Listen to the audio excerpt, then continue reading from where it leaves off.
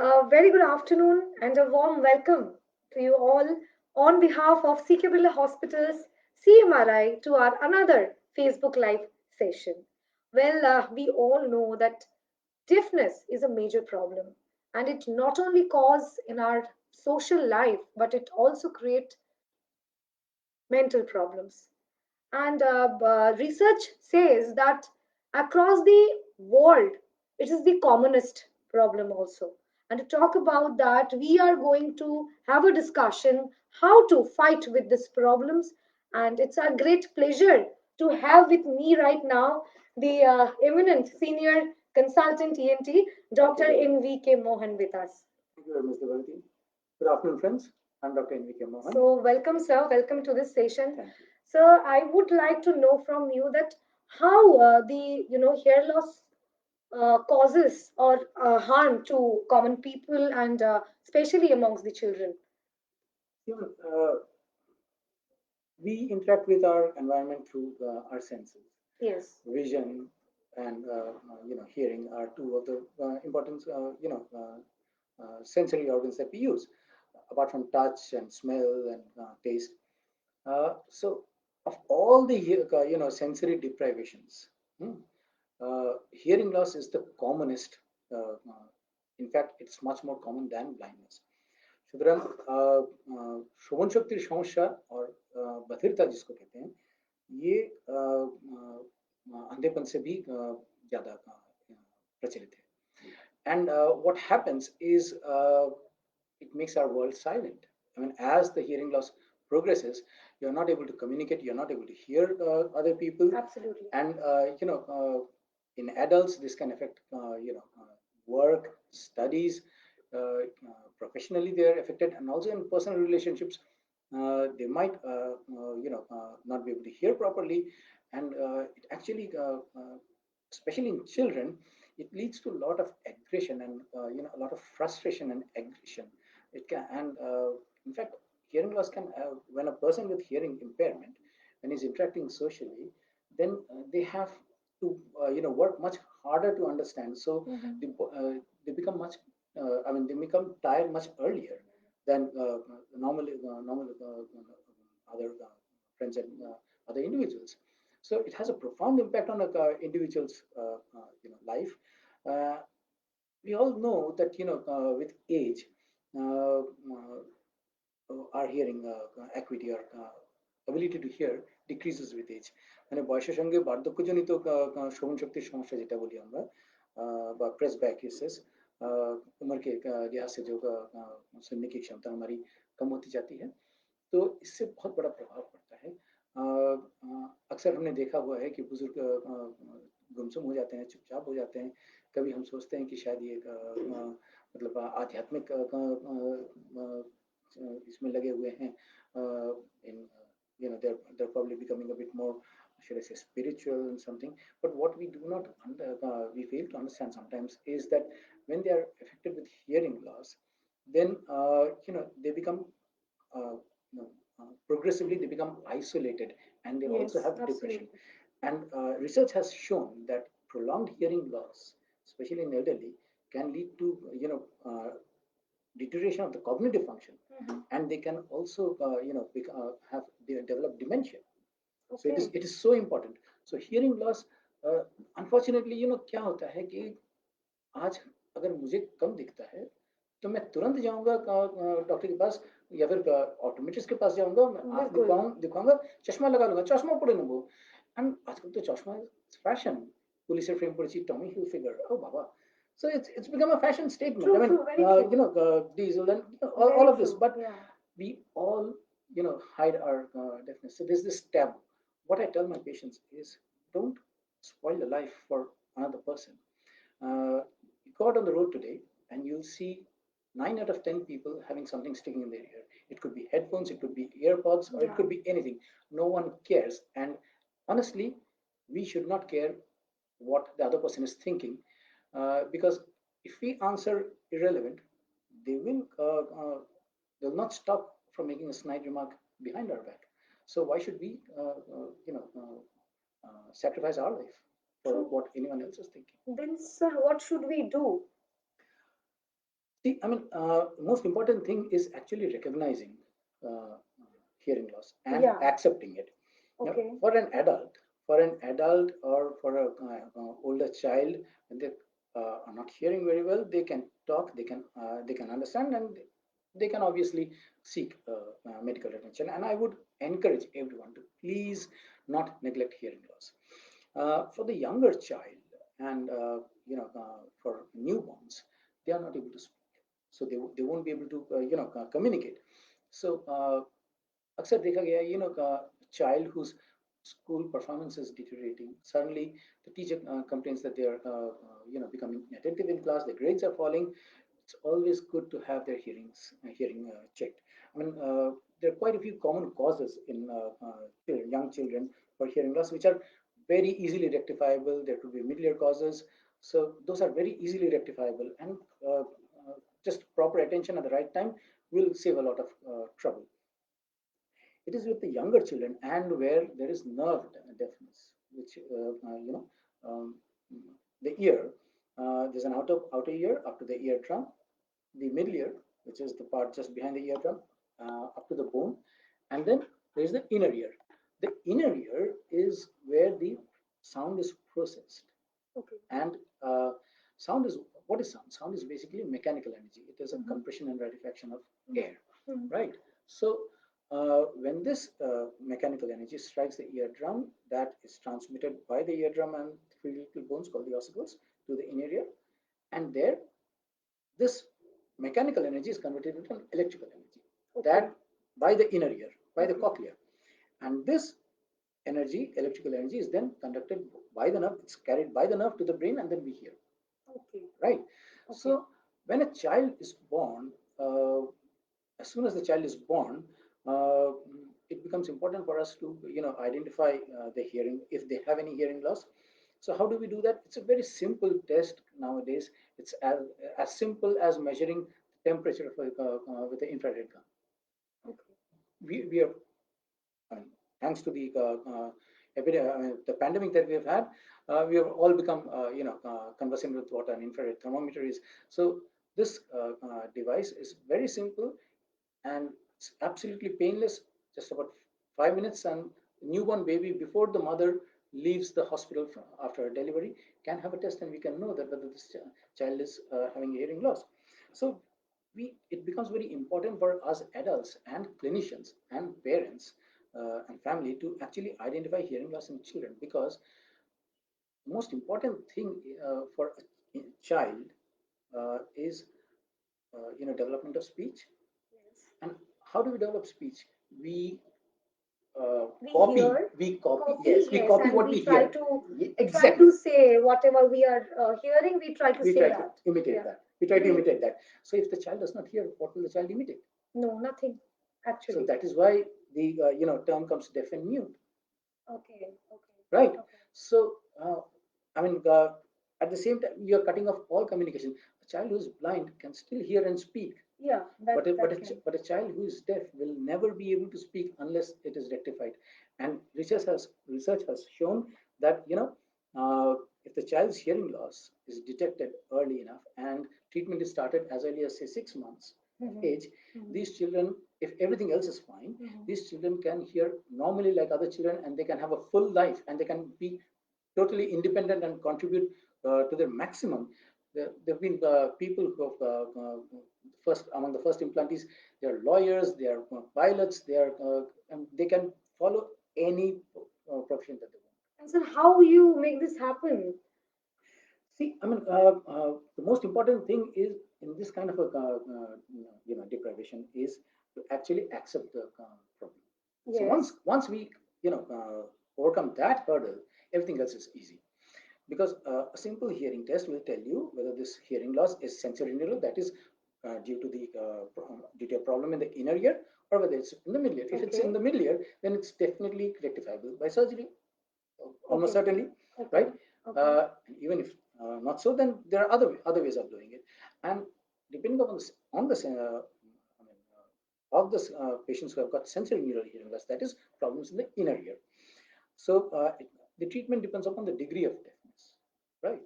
So Yes. for children with very mild to moderate hearing loss, then we can give them hearing aids. Okay. For people or for individuals where hearing aids are not working any further, whether when they are not getting benefited anymore with hearing aids, then we can do cochlear implants, provided the nerve is intact and the cochlea is fine. So we can do cochlear implants. It's a surgery. It's a marvelous technology, and we can give them back full life. So what is it, sir? What is cochlear implant and how does it work? I would like to know. Yes, right. So cochlear implant is a very sophisticated hearing aid, I'd say. Okay. What happens is, we were talking about the inner ear processing the sound. That is the reason I took the time to actually explain that. The inner ear is a part of the inner ear, the cochlea, which is called the cochlear duct. And there are some little hair-like structures in cells called the outer hair cells. So these cells, they've got this beating cilia, and they move with the movement of the mechanical energy, and that is what converts the uh, mechanical energy into electrical energy. Okay. Now, what happens is, so the entire process of conversion of the speech into an electrical impulse is done by the cochlea. Now, up to a certain level where there are still a few, functioning outer hair cells left, this process can be, accommodated by the cochlea, by the affected cochlea, by the help of hearing aids. What the hearing aids do is they amplify the sound, present it to the ear, and the affected ear will still, do its work. Okay. Not as effectively, but it can still work. It can still process the sound to an into an electrical energy, the child can hear. But after a certain while, ঘোড়া গাধার উপরে আর কত ওজন চাপো, ককলিয়াটা যদি এতটাই নষ্ট হয়ে গিয়ে থাকে যে আর সে নিজের কাজটা করতে পারছে না, তখন আমাদের করতে কি হবে? তখন মানে চারধাম যাত্রায় বেরিয়েছি, গাধার উঠতে চাইছে না, এবার তাহলে জিপনি। A cochlear implant is exactly the same thing. What it does is we implant an electrode right into the cochlea, just next to the nerve. Okay. That carries the signal to the brain. Okay. And this implant, the one that we put on the bone, inside the under the skin, and into the cochlea, this is called the receiver stimulator package, right? Okay. And this part is totally hidden inside, and once that the wound heals, then there's an outer unit which, sorry about that. There's an outer unit. There's an outer unit which actually is the microphone and the speech processor. Okay. So this outer unit will catch the sound, and the speech processor will process the signal, and that processor will then clip onto the inner component, inner component, from over the skin via a magnet. Okay. And through electromagnetic waves, it will convey the message to the inner component. Inner component will then pick it up and then convert it into electrical energy and then stimulate the nerve directly. Wow. So we are bypassing the affected cochlea and stimulating the nerve directly. Okay. It takes a bit of getting used to, because this is not exactly like hearing sounds as you and I would normally. So I'm sorry about that. And what happens is that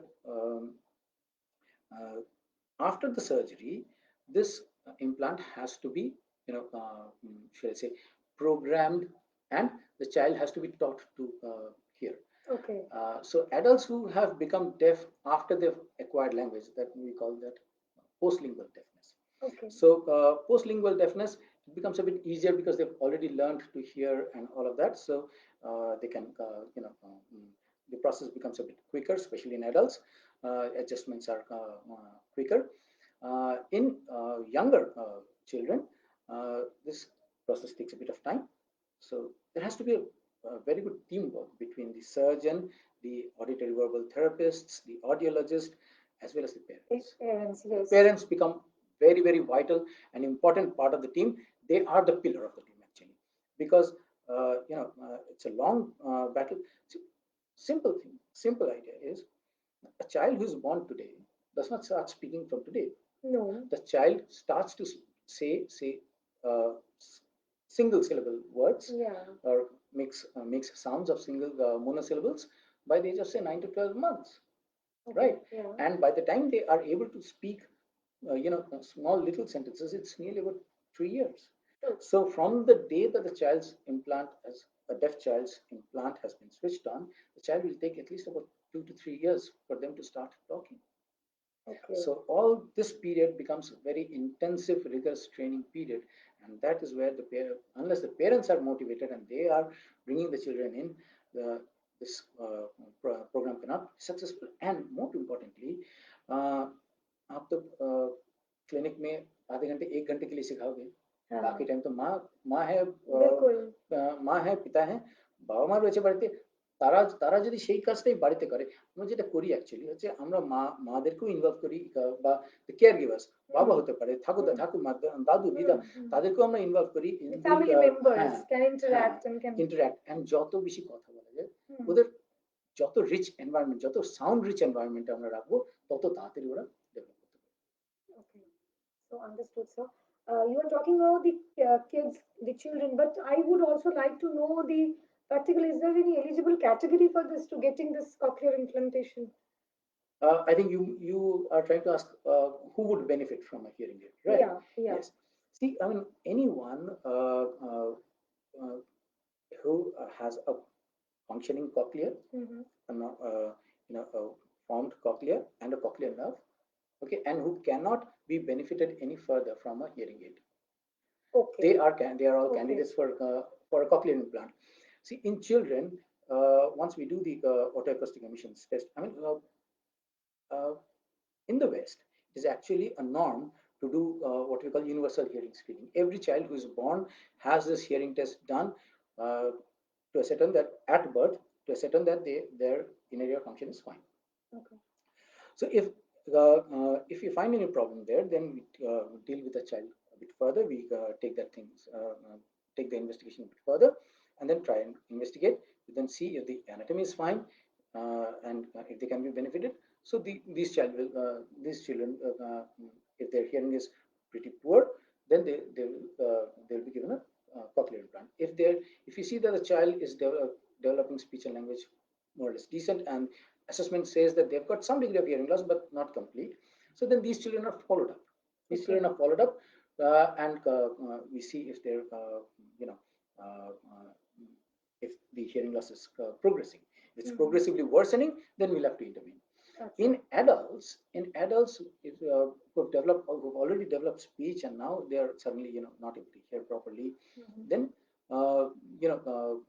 we give them hearing aids, and if the hearing aids are serving them no further, not serving them any Mhm. better progressively, then we consider hearing aids. So anyone with severe to profound hearing loss is a candidate. The candidature is becoming a bit more lax. I mean, nowadays people with lesser degree of hearing loss are also being implanted. That's a different story altogether. Okay. I'm not going into all of that today. So, sir, I would also like to know from you regarding the cost and the duration. What Uh, about that? How it you process the entire this big things? See, the duration, I mean, once we decide that we come to a diagnosis that this child needs cochlear implantation, this child or this patient is not being benefited by hearing aids any further. Once we have made that decision, then there's a whole battery of things that need to be addressed. Number one is we need to have a CT scan and MRI of the inner ear to make sure that the anatomy is fine. Even in some altered anatomy, if the nerve is fine, then we can still implant. These children can still get some benefit out of cochlear implants. Maybe not as good as someone who's got normal anatomy, obviously, but even then, these children can benefit immensely because any input to help them develop some form of speech and language is a bonus, right? Mhm. Absolutely. So we have to have all those the full audiological workup done, and then we need to have a psychological assessment also, Okay. especially Okay. in children, to make sure Okay. that their uh, you know mental growth, their uh, intelligence is up to their age, because that more important, it's important because it also has an impact directly on the prognosticating, or say guessing about how uh, you know uh, good this child is going to fare after Okay. the surgery, after Okay. the implantation. So it's very important there. So we do that, and then we vaccinate these patients. Acha. Yes, because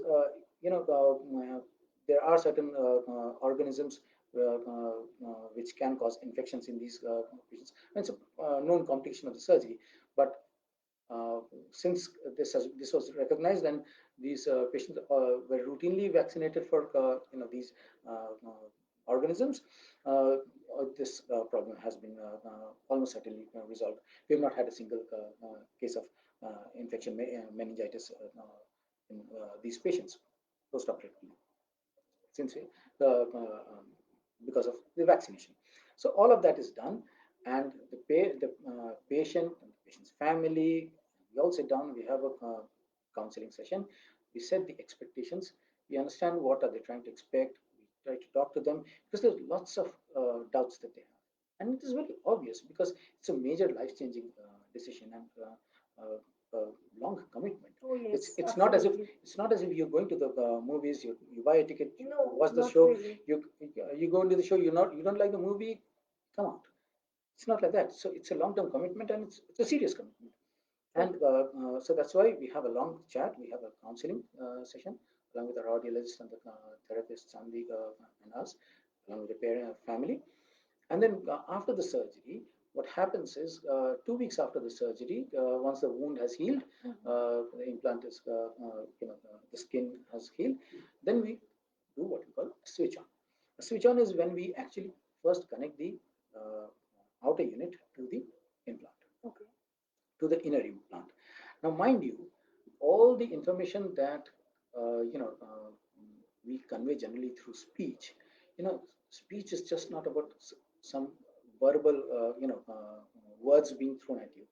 How I'm talking, the manner in which I'm pronouncing certain words, and if there is any modulation in my voice, that also conveys much more than just what the words mean. It Oh also yes, it also conveys absolutely. emotion. It also conveys emotion. Absolutely. Absolutely true. Ah, Mohan. So someone is pleasantly surprised. Yeah, Ah, Mohan. So that he's not very means pleased. something. Not Yeah, very pleased. true. So all this information How you are is throwing your exactly, all this information is carried speech, by that speech. is, yeah. Now this patient must get all this information, and but all this information is conveyed to the patient only via electrical current. So there's a lot of work that needs to be done. Say suppose you just bought a 2000 watts hi-fi system, music system. Yeah. Would you the first day you bring it in, would you play it at full volume? No way. You you would have Yeah, burst absolutely. eardrums, hearing loss, and your Yeah. neighbors would complain. I will You be would have a sitting whole or lot of problems. sitting, yeah, So what do you do? You switch it on. Okay, I'm liking this. I want to hear a bit louder. So a bit you louder. turn it Yeah, a higher, little bit, a yeah. little bit more. Then you play with the graphic equalizer. True, You adjust the bass, the treble, blah blah true. blah, and then okay, a little louder, a little louder. Okay, tomorrow I have a party. A Let's bit a bit more. louder. You Yeah, tell the this thing neighbors, and then you play it a bit louder. true. You having a party in the outdoors, play it full blast. Yeah, So all this adjustment. adjustment needs to be done with the implant Okay, post-operatively. okay. This whole process of adjusting, I mean, in terms of the implant, we call this, as measuring the threshold and the comfortable levels. We're basically trying to increase, ascertain at what basic level they are hearing, and what maximum current that you can give. Gotcha. Why is this important? In a child, if there's too much current, what the child will do is the child will actually associate this outer unit with that discomfort. So they will not want to wear it. Yeah, So absolutely. this takes time. So in children it takes time, but in adults it's much quicker. But our experienced team, they do fantastic. I mean, they've been working on specially able children for such a long while, for one of the best audiology and auditory verbal therapy units, I'd say. And we can soon do that, and then the children are put through auditory verbal therapy. So surgery itself involves about, say, 3 days stay in the hospital, Mhm. right? And it's not very painful at all. Okay. The surgery itself takes about say 3 hours, 2.5, 3 hours, Okay. right? Some centers do it quicker. I like to do it. I like to take my time. So it's Okay. about say 3 hours for one side, and if it's two sides, then maybe a bit longer. At the same time. So and after the surgery, the rehabilitation process, I would say it's about a year for adult postlingual deaf. That means people who've already learned speech before, and for prelingual children who've not learned speaking at all, it takes about say 3 4 years. Okay. And sir, what about the cost? The surgery itself is, we've kept the costs very reasonable, I'd say.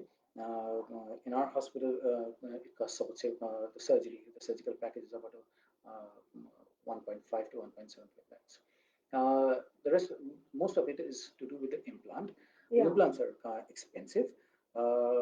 Thankfully, we are getting very good implants at low prices. Okay.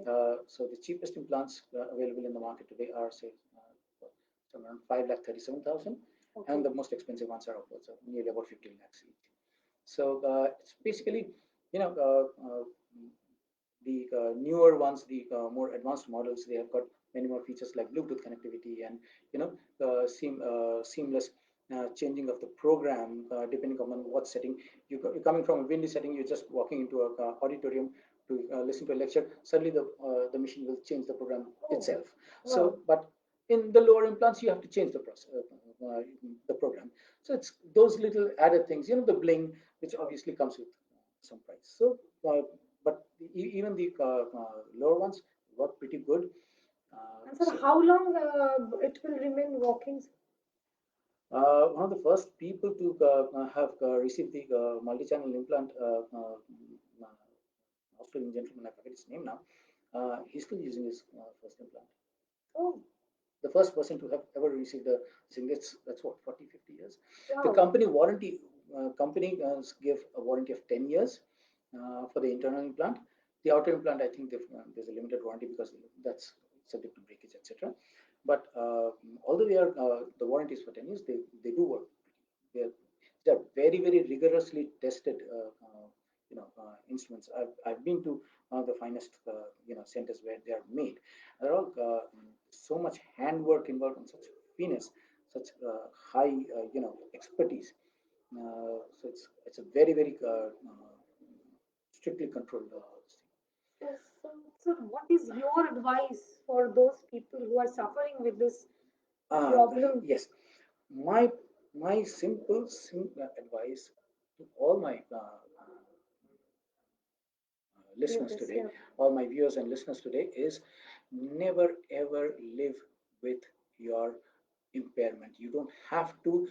It is your life. You have every right to live your life to the full, to enjoy your conversation with your grandchild, with your colleagues, to have fun with your schoolmates, to learn properly in school, and you should have every shot at a good life.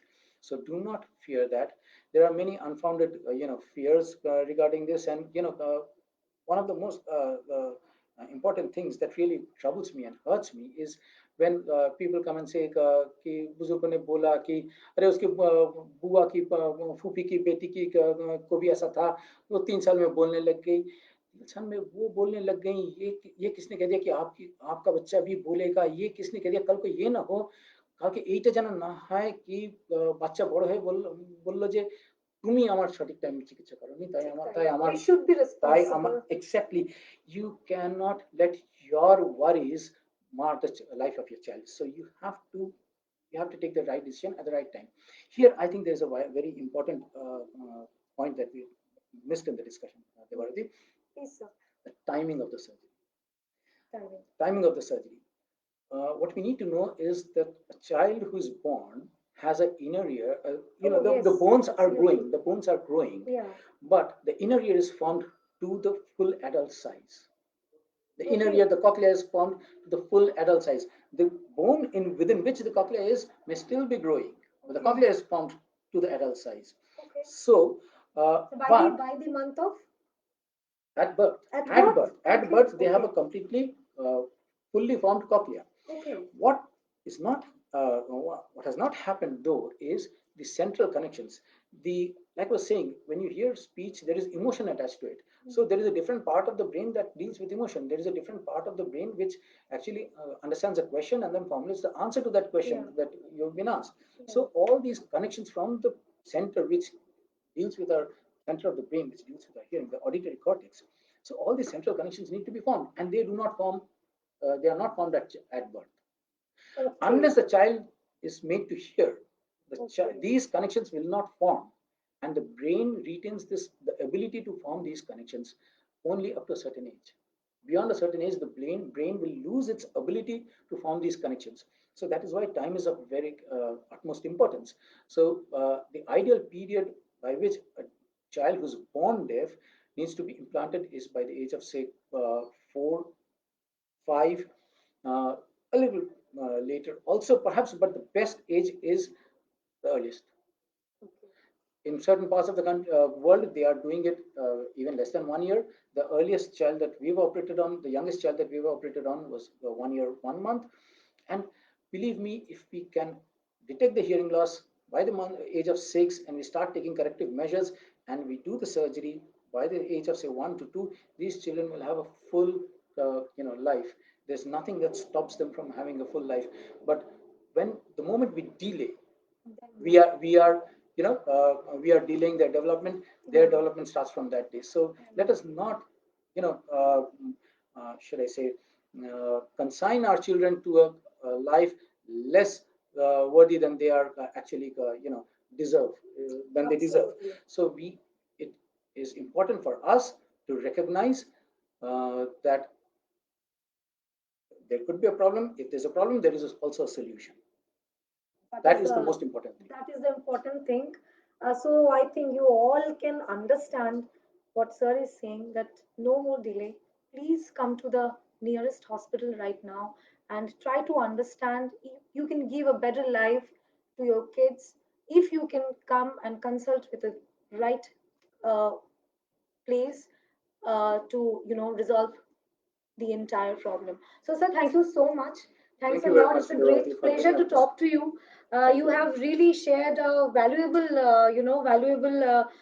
information regarding cochlear implant and the other thing. I hope we will talk again with you. Sure. We will come to know about lot many other things.